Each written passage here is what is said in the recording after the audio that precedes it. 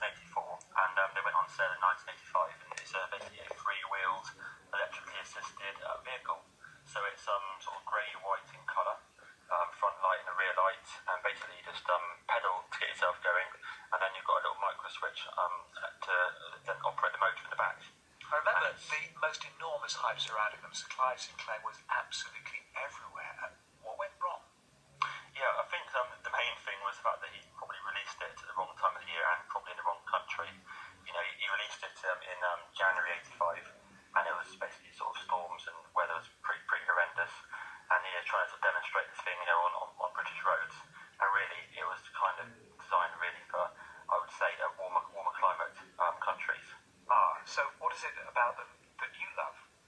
Yeah, I definitely sort of love the actual design of them. The design sort of looks superb, but I've always been a big sort of fan of all the Sinclair products. You know, my dad got us into Sinclair Spectrums, you know, when we were young, so I pretty much spent most of my childhood, I would say, playing the Spectrum. But if we're on the C5, you know, I just love getting them down the beach, going for a nice drive along the promenade, grabbing a coffee at the end and coming back. It's just really, really nice form of transport. How many of them have you got?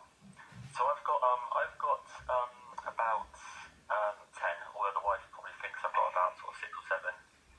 You know, so hopefully she's not listening tonight. You know, why do you need 10? I mean, do they differ? Are there varying models, colours? No, they're not really. No, they're pretty much the same. They made a couple of slightly different versions with different colours, like boots, and you know, some of them have the accessories on them, such as you know the mirrors and the soft seat pads and the indicators. But otherwise, they're pretty much the same. I mean, you mentioned the beach and the promenade. I mean, that's the essence of where these are useful, aren't they? Because they're not terribly good at going uphill. No, that's definitely the problem. That's definitely one of the problems. You know, and as soon as you sort of get in, as soon as you sort of hit a hill, you know, they definitely struggle. But down places like Bournemouth Beach, anywhere that's flat, they're absolutely superb. You know, there's nothing like sort of cruising down the beach. You know, on a evening after work. You know, going up to Sandbanks or somewhere nice. You know, and it's just sort of really wonderful to ride there. And what's the public response? I mean, it's 30 years ago since these were launched. Yeah, I mean, pretty much everyone loves them. So whenever we sort of drive them anywhere, there's always people sort of shouting or people stopping you to have a look. People want to go in them. You know, everyone sort of you know, from sort of my age and older sort of remembers what they are, and like, all the young kids, you know, think they're sort of space age vehicles. And they all want to have a go in them. You know, it's really good. But they seemed quite expensive at the time. How are they now? Have they held their value?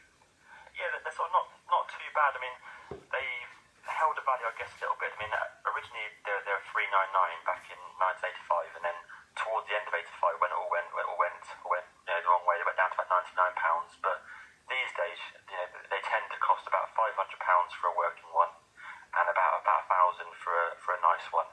Goodness gracious! Oh wow, you've got quite an investment there, Paul. Yeah, got a bit of value. Yeah. I can tell them this is it's okay. They're going to be worth something, and yeah.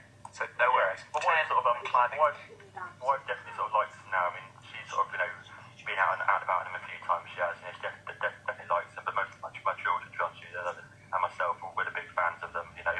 Nice one, Paul. Great to have you on. Many thanks. Good to talk to you, Paul Grice, and his 10 Sinclair C5s. BBC Radio Exit.